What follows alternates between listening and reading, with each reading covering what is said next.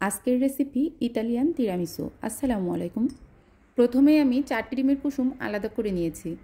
এখন কুসুম 4টির সঙ্গে half cup চিনি অ্যাড করে গরম পানির উপরে বসিয়ে ভালো মতো নেড়েচেড়ে ঠান্ডা করে নিতে হবে এবং যতক্ষণ না পর্যন্ত সাদাটে ভাব না আসবে ততক্ষণ পর্যন্ত এটা ভালো মতো নাড়তে হবে। মিশ্রণটি ঠান্ডা হয়ে গেলে খুব ভালো ব্র্যান্ডের ক্রিম চিজ অ্যাড করে নেব 250 গ্রাম।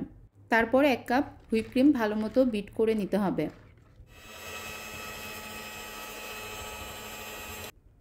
এখন হুইপ ক্রিমের মিশ্রণের সঙ্গে আগের করে রাখা মিশ্রণটি খুবই আলতো হাতে মিশিয়ে নিতে হবে।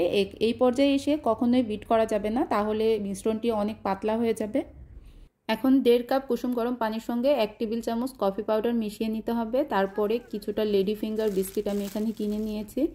এখন কফির মিশ্রণে চুবিয়ে বিস্কিটগুলোকে ঠিক এইভাবে লেয়ার লেয়ার করে সাজিয়ে নিতে হবে। কফির মিশ্রণটি অবশ্যই ঠান্ডা করে নেবেন, না হলে বিস্কিটগুলো বেশি নরম হয়ে যাবে, খেতে ভালো লাগবে না। উপরে খুব ভালো মানের কোকো পাউডার ছিটিয়ে মিনিমাম 8 ঘন্টার জন্য ফ্রিজে ঠান্ডা করে তারপর পরিবেশন করতে হবে।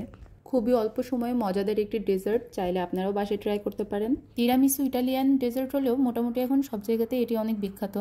আমি এটিকে খুব ভালো মতো ঠান্ডা করার আগেই অলরেডি 1 বক্স শেষ হয়ে গিয়েছিল। এটি এতটাই মজাদার। ভিডিওটি ভালো লাগলে অবশ্যই লাইক শেয়ার করে পাশে থাকবেন। আল্লাহ হাফেজ।